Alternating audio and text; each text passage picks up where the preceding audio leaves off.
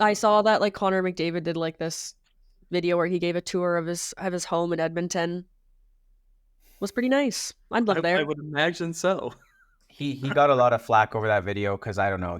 People like, oh, this guy has no personality and he's just so bleh. He's a But I hockey mean, player. He doesn't need to have a personality. He's like one of the world's best hockey players. And then something funny happened later in an interview. This was months later. Someone asked him about shoveling his driveway, and he's like, I got heated driveways. I don't need to shovel. Living the dream. Yeah. I love this idea that rich people shouldn't actually spend their money on anything.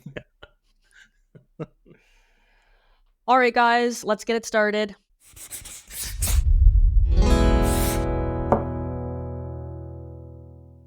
Hey everyone, welcome back to Off the Record, our Friday fun show. I am joined today by my True North colleagues, William and Isaac. Thank you both for being here. Thanks for having us.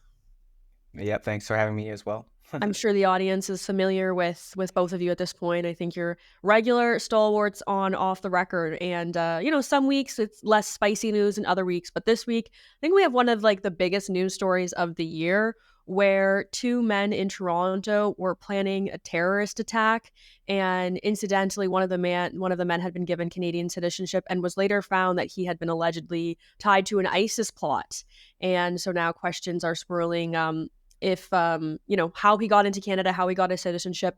There is allegedly a video of him hacking a body, I believe, and people are saying that he was a part of aggravated assault. And so obviously this seems like a pretty big miss from the federal government that he was able to come into Canada, first of all, and second of all, that he was granted citizenship. And I'm personally not terribly surprised to see this, because we're letting so many people into the country and the Liberals have really ramped up immigration. And I think all of us have kind of been watching this very warily, saying we're letting too many people in and these people are not going to be properly vetted because we just can't keep up with the pace of people that are coming here.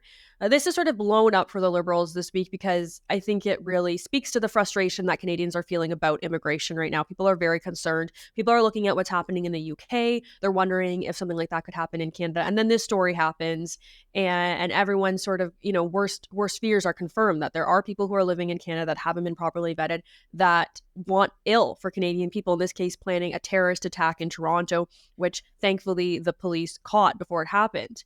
And, the Liberals are now saying they're looking at revoking this man's citizenship. But instead of taking responsibility for the action, the Liberals are trying to blame former Conservative Prime Minister Stephen Harper, who hasn't been in power for 9 years now. And it's just absurd. So here's, Jennifer O'Connell speaking about this in a House committee hearing this week. Here is Jennifer O'Connell blaming Stephen Harper's government for this absolute failure. I am very pleased to see the Conservatives finally realize that their cuts have consequences. And previously under the Harper government, when they cut more than 1,000 CBSA employees, at the time, the president of the Customs and Immigration Union said, quote, "There will be little and in some cases potentially no investigating or surveillance being done to keep these criminals out of the country and out of our communities." Fortin also said, "If the government doesn't change the course and withdraw its plan to implement these cuts, the federal government will be putting the national security and public safety of our communities at risk," end quote. This is precisely why we've been making reinvestments to staff up CBSA to deal with the previous Conservative cuts. And it's exactly why we continue to make investments through the budget, through the fall economic statement, which Conservatives voted against. So we look forward to having these meetings so Conservatives can truly appreciate that their cuts have consequences to our national security and the safety of our communities. So we are very supportive of these amendments and having that conversation. So obviously O'Connell is trying to redirect, take the attention off of the massive failure of her government and put it back on the Conservatives. William, do you think that she's doing this successfully? Is this something people are actually going to believe? Yeah, I mean, 9 years is a long time. I think people are starting to really not even remember the Harper government in any real sense or clear sense. Just an interesting point. I suppose it's at least debatable whether or not the Harper government could or should have done more to prevent the entry of this person, even though they entered the country after the Liberals took power in 2015. But it was very much the Liberal government that decided to grant citizenship and allow this person to remain in Canada, which would have been years after that. And they would have been in power in years. And so I think it's really very ironic to see a Liberal government trying to blame the Harper governments for something that they were clearly responsible for. The fact that they're being this desperate, the fact that they're trying to pin the blame on someone who hasn't been in office, as you state, for 9 years, I think reflects a large amount of the desperation they're feeling in terms of their flagging poll results, particularly around issues like immigration, where they are so off base with where the rest of the Canadian population is. Yeah, I think you raised a really good point. We were talking just before this show started about Justin Trudeau when he was running to be prime minister back in 2015, and that infamous clip of him debating Stephen Harper, and they're talking about citizenship, and Harper saying that people who are involved in sort of these terrorist incidents should not be given citizenship in Canada, or in cases their citizenship should be revoked. And Justin Trudeau says a Canadian is a Canadian is a Canadian. Isaac, do you think that is something the Prime Minister would say today, given the level of scrutiny that Canadians are looking at immigration with? Definitely not. Canada, I think, historically has been pretty pro-immigration, not only from a federal policies perspective, but from a citizenship perspective, in that most Canadians throughout history, I think, have been favorable of immigration. But unfortunately, Prime Minister Justin Trudeau, with his deeply flawed policies, has kind of turned the tables on that. I mean, look, they're bringing in millions of people a year. None of our social programs can support that. And when you bring in people in such a high volume, obviously there are going to be a few bad apples that fall from the tree. And something I wanted to add as well was that I remember the parliamentary budget officer, he released a report a few months ago, which was about federal departments and bonuses, but more importantly, their goals. Were they meeting their goals? None of them are. None of them are doing an adequate job as themselves have determined to be. So obviously that would apply to immigration as well, and that being the borders. So is every single person coming into Canada, the millions per year, being vetted properly? I would estimate no. And just if I could add, Rachel, the whole idea of a Canadian is a Canadian is a Canadian. Well, when you immigrate to this country and become a citizen, you take an oath of loyalty. You make a solemn vow to be loyal to your new country and to abide by the values of that country. Committing an act of terrorism is a complete breaking of that oath. And so therefore, I think the government will be well within its rights to rescind it on the idea that you did not fulfill the commitment you made in front of the government and God when you became a citizen of this country. So for the Prime Minister to play games like, oh, a Canadian is a Canadian is a Canadian, well, a terrorist is a terrorist is a terrorist. And if you committed an act of terrorism, I think Canada would be well within their rights to revoke your citizenship and send you packing. Very well put, William.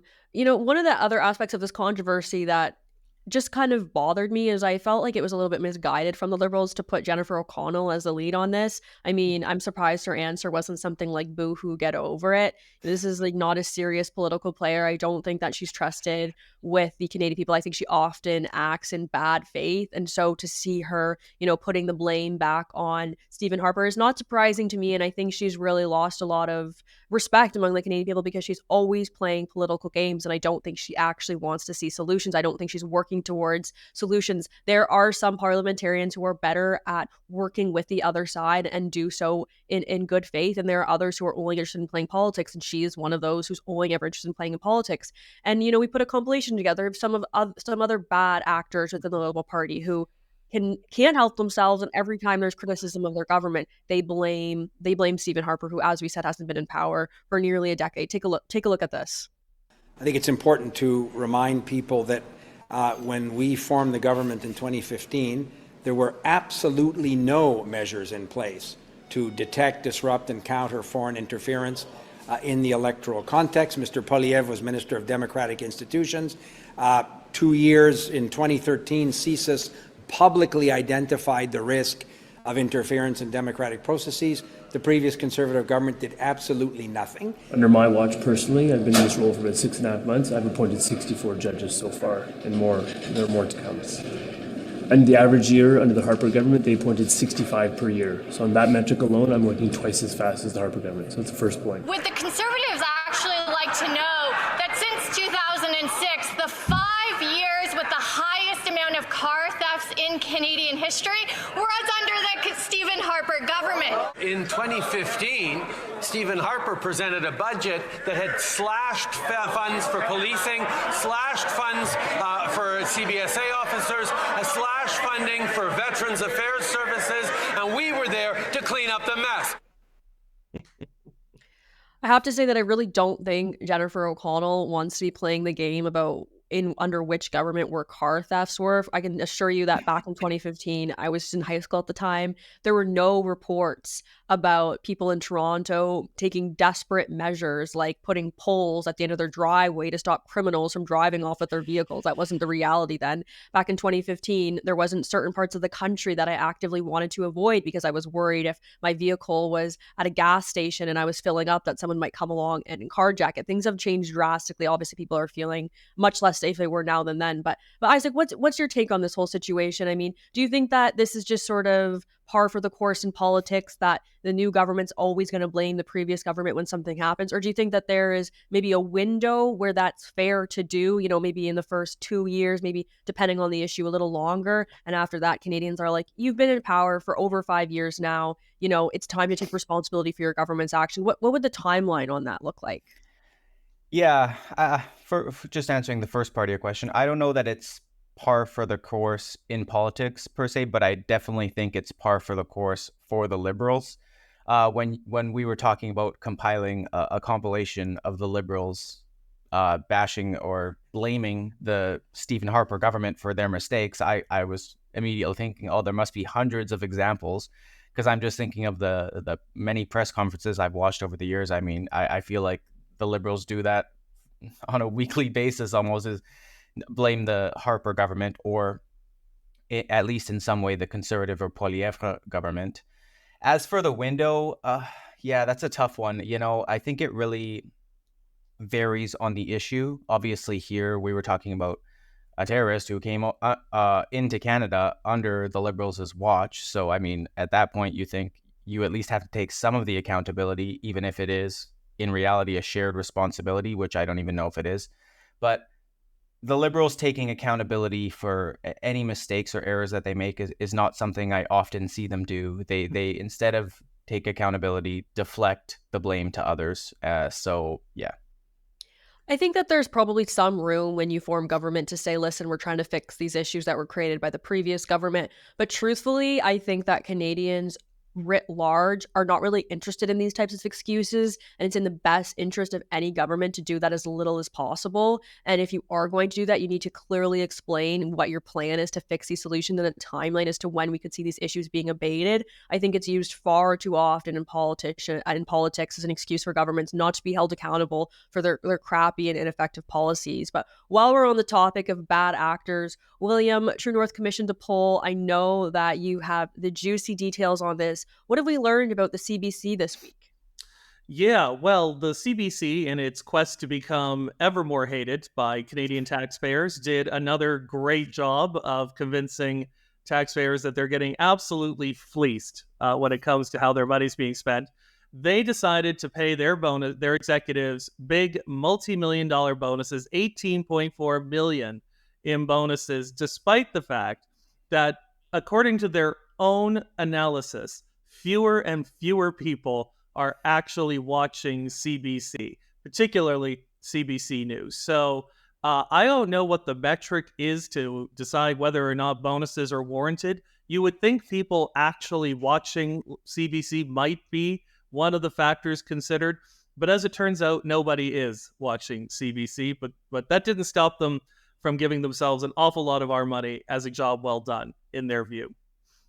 I think we see this time and time again when the government when something's funded by the government, whether it's a government entity or simply receiving government subsidies, all of a sudden there's no need for that entity to actually be successful because the government dollars have been promised and they almost always keep coming anyways. Isaac was just talking about this with the report from the parliamentary budget officer who found that, government services were not meeting their criteria. They were not doing what they set out to do. And the people who are responsible for them are not facing any consequences for their actions, oftentimes because it has to do with protection in unions and things like that. But instead, in this case, they're being given radical budgets. And I can't help but look at this story and wonder, does the CBC, could they help themselves a little bit if they were to turn off the taps on the budgets? Maybe Canadians would have more sympathy for this. Or maybe this is just a situation where they actually see the writing on the wall. They see that it's going to be a conservative government.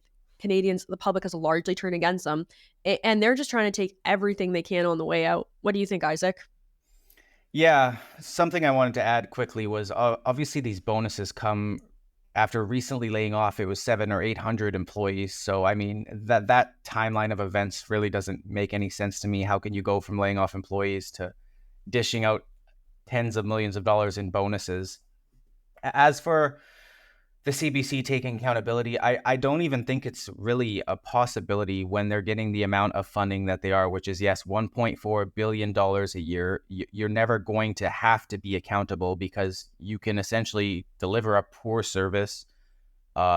Your ratings can all go down. The money keeps coming in and more of it. So why would you adapt to the ever-changing market that is the media industry, which obviously the CBC hasn't done, which is why more Canadians are coming to independent outlets like True North instead of government-funded, taxpayer-subsidized outlets like the CBC. Yeah, and we actually look at the bonuses. Correct me if I'm wrong, William, but wasn't it like an average of $74,000? Like that's more than an average Canadian makes in a year. So when we're looking at all the bonuses that were laid out after people were laid off, it's like, why couldn't those bonuses simply have been used to keep employees on the payroll for longer? No, you're absolutely right. I mean, it is just laughable that a bunch of CBC bigwigs sat around the board table and said, I think we've done a terrific job. Let's give ourselves bonuses. Now, by the way, we three aren't the only three who agree that something is deeply wrong at the CBC. True North commissioned a poll that was performed by One Persuasion, and it found that more than 60% of Canadians are in favor of either partially defunding or fully defunding the Canadian Broadcasting Corporation. Only a minority of people were in favor of maintaining the full funding for the CBC, fewer than 4 in 10. So the fact that more than 60% of the country agree that CBC should not be fully funded, I think is a very strong message to Mr. Poilievre, saying you had better do something about the CBC when you get elected to office. And I will say on a personal level, if the CBC remains intact exactly the way it is right now, after the Poilievre government has done its first term in office, I personally will be very disappointed in them and their lack of action.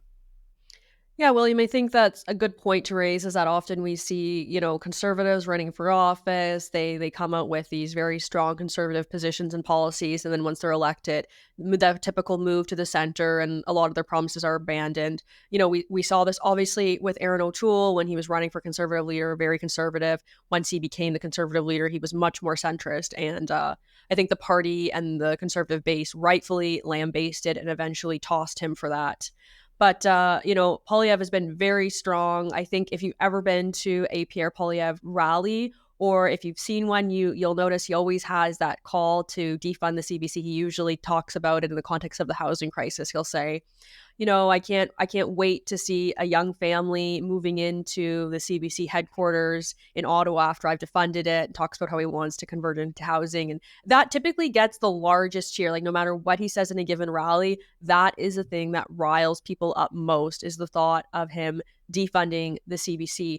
And, he's going to have to do something about it if he wants to hold on to his base. I guess, Isaac, turning to you, Conservatives are up in the polls 20 points. Everyone's expecting a Conservative government at this point. Do you think that Pierre Poilievre would follow through on that promise to defund the CBC in some capacity? Yeah, even when William was talking about after the first term, I was thinking to myself, there's absolutely no world I can see wherein Pierre Poilievre doesn't defund the CBC with as quick as he possibly can. Obviously, there are some processes he may have to go through, but this has obviously been one of his largest talking points. I don't know, axe the tax, defund the CBC, and you pick the third most popular. But look, yeah, you can't focus on something so much during your election campaign and then not follow through with it. I mean, that's just obviously a recipe for self-destruction, and I don't see why Poilievre would even consider that for a millisecond. I really think he is not only talking about it a lot on his election campaign, but actually deeply passionate about defunding the CBC. It's something he actually wants to do. So then why wouldn't he go and follow through with it, right? Yeah, and it makes sense for him from a political standpoint as well, not just because he's promised this to Canadians, to Conservatives, but also because we know that the CBC and its coverage of the Conservatives will essentially be campaigning for the Liberals. So, if he was able to get rid of some of that coverage, that would be a very good thing for his government, should he be elected, and certainly for his party either way. I think, when we're talking about the CBC and the criticism of them doling out these donuts, another big criticism of them was, Isaac, I know this is more your wheelhouse, so I'll let you speak to this, but didn't they recently refuse to stream some of the NHL games? And, that's something that Canadians would all obviously want to watch. I don't even watch hockey. I'll be totally transparent with you. I don't watch hockey, but I would totally flip on the NHL game if it was easily accessible to me. And if I'm not mistaken, was that not a big controversy from just a few weeks ago? Yeah, it was even so big that it made it to a committee debate. And obviously I wrote about that story a while ago, but just from my memory, I mean, it's kind of complicated in the sense that Sportsnet holds the exclusive rights to stream NHL games, but they have a partnership that basically says the CBC can stream NHL playoff games whenever they want. And then the big debate around the CBC not streaming in this instance was the Oilers games, and even worse yet, when the Oilers were playing the Vancouver Canucks, they didn't stream some games. That's two Canadian teams, right? So, and people were listing the shows they were streaming instead, which was like random reruns. And I mean, they're like, oh, we committed to these shows, but really that's more important than an NHL playoff game. And all the while, the NHL playoff games were setting viewership records, bringing in tens of millions of viewers. And I can only imagine a handful of people watching what the CBC was streaming at the time. Yeah, I was just going to laughingly say maybe they worried that too many people would start to watch the CBC, because apparently having viewers isn't a priority for the Canadian Broadcasting Corporation, at least according to their own bonus metrics. There was one other interesting statistic True North got from the poll it did on Canada's media landscape, and that was a chief criticism people level against the CBC, is that they are simply biased, that they do not fairly portray Canada's Conservatives. They paint them as far right and as extremist. And to be clear, the CBC went so far as to sue the Conservative Party actually in the last election. And I think for a lot of people, that was the straw that broke the camel's back. Well, the idea that getting taxpayer funding biases reporting is not restricted just to CBC. That same poll that we did, and I think we just flashed some of those metrics on, but I'll bring the poll back up there. 55% of taxpayers believe that if you take government or taxpayer subsidies, then you become unable to impartially report the news. And I think that shouldn't come as a huge surprise for people, but it is really the endemic reason why people don't trust the CBC, is because they know that only one of those two parties really wants to give them unlimited funding. But for all of Canada's media who do take taxpayer subsidies, it harms their credibility. And we now know that 55% of Canadians believe that they cannot take taxpayer subsidies and report the news fairly. True North, of course, we do not take government funding. We rely on the support of individual Canadians. And that's why when we report, we keep them in mind, not the government handing out the checks to the other media in this country. I appreciate you saying that, William, because I think even in the context of independent media, that's something that is really special about True North, is that we don't take, any advertising dollars or donors or sponsorships or anything like that from the federal government. And it's just becoming increasingly we're becoming increasingly unique and alone in that. And it's something that I think is important and that we should be proud of and that we should continue to remind people of, because it is really such a rare thing. Also very difficult to do in today's day and age. One thing I want to just touch on quickly before we get back to the NHL, because I know Isaac has a good story about that, is one thing we might all miss with the decline of the mainstream media. And, if Pierre Poilievre does indeed turn off the taps for them, is sort of this really combative approach that he's taken to media, and just the way that he has really learned to undress their comments. And we were talking about Canadians are recognizing that the CBC is biased, and that's one of the reasons they want to defund them. Is Pierre Poilievre is really an expert in knowing how to really reveal the what the media's questions are, and to get at the heart of the fact that they are biased. They often don't know what they're talking about at these press conferences. They often have very loaded questions with a lot of inflammatory rhetoric that they can't back up. I'm thinking, of course, about the infamous munching on the apple scene when the reporter says Canadians think, and then he actually didn't know a single Canadian who thinks that they use that type of language to push their own left-wing agenda, and often are not aware of what Canadian thinks because they're so out of touch with Canadians. So that's something I personally will miss, although I suspect it'll still be several years before we see a big correction in media, generally speaking. Isaac, why don't you go ahead and talk about, the NHL? We've saw a little bit of a feud brewing between Trudeau and probably my favorite American governor. So go ahead and break that down for us. Yeah, so you were speaking about being out of touch with Canadians, but now we're going to shift to DeSantis, who, of course, is becoming more and more in touch with Canadians as he embraces the hockey culture. And this clip that we're about to show was in response to a question at the Eric Erickson conference, which is an American conference of conservative politicians, scholars, and the like. And the person asked, they sent an email to Eric Erickson and they said, can you please ask my favorite American governor, that being Ron DeSantis, about my least favorite Canadian, that being Prime Minister Justin Trudeau. So we could play the clip right now if you'd like. So all I can say is this. Justin Trudeau, since he has been Prime Minister of Canada, number of Stanley Cups for Canada, 0. Governor Ron DeSantis, number of Stanley Cups for the state of Florida since I've been governor, 3. Who's winning that battle? Yeah, so obviously Canada hasn't won the Stanley Cup in like 20 years, and DeSantis is lucky enough to have 2 NHL teams in his state, that being the Tampa Bay Lightning and the Florida Panthers, of course, and they've won 3 Stanley Cups in the last 4 or 5 years as he's been governor. So yeah, what do you guys think about Ron DeSantis kind of making a funny jab at Trudeau? It's not that serious, I think. I mean, far be it from me to defend Trudeau for anything. But in this case, initially when I heard this clip, my initial reaction was as I said, I don't really watch hockey, but I've spoken to many hockey players and they said, it's very hard for Canada to attract the best players because American players typically get paid more. Well, we actually looked into this, and I guess there's a cap for how much you can get paid in the NHL. And I thought, well, taxes in Canada are so much higher. Well, that's not necessarily the case. It looks like among NHL players, taxes are actually lowest in Alberta. Go Alberta. And highest jurisdictions like Quebec, followed by, New York and LA. So that wasn't really a fair comparison. However, I do think that the quality of life in the States is probably just a little bit better because your money gets you so much more in the States. And also if you live in a southern state, warmer climate, if that's something that's important to you, might not be important to hockey players.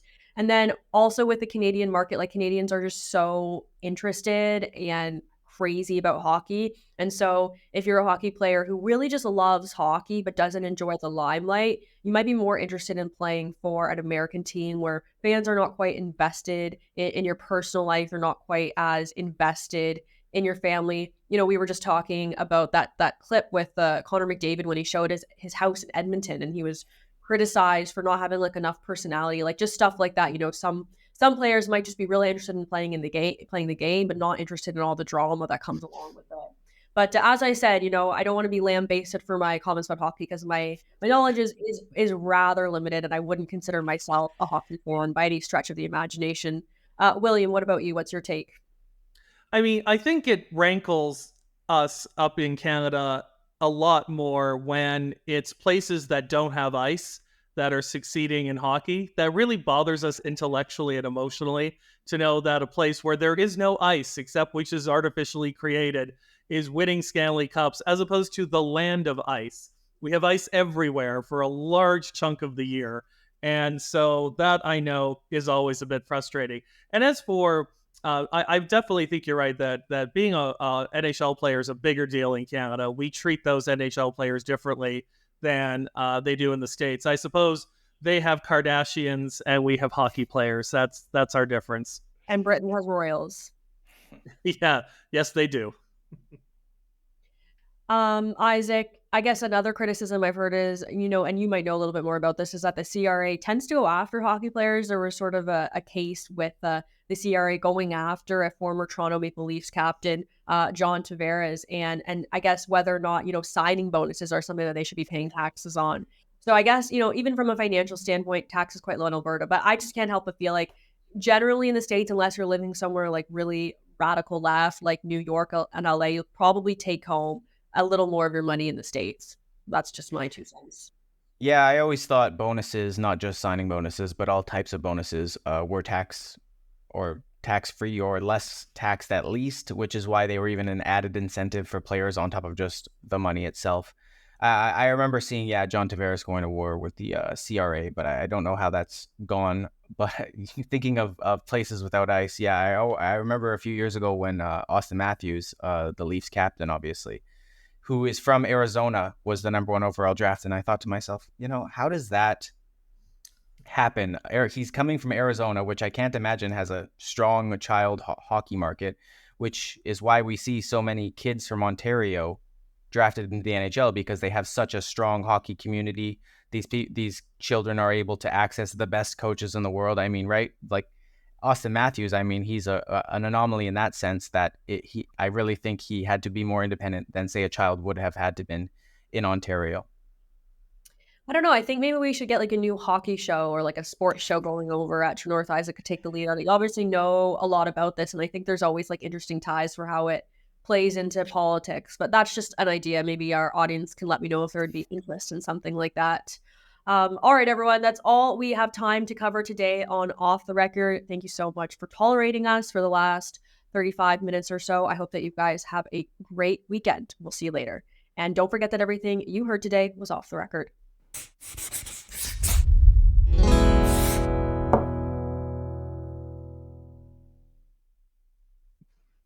Well, I had to laugh at that one story where the Liberals were accusing Pierre Poilievre of not doing anything about foreign election interference. They said Pierre had 2 years and then he didn't do anything election interference, as opposed to the Liberal government. We had 8 years where we did nothing about election interference, which is a lot longer. And then, of course, when they didn't want to do anything about election interference, they had to be pulled kicking and screaming towards actually taking the issue seriously. So, there's a bold claim for the Trudeau government to make.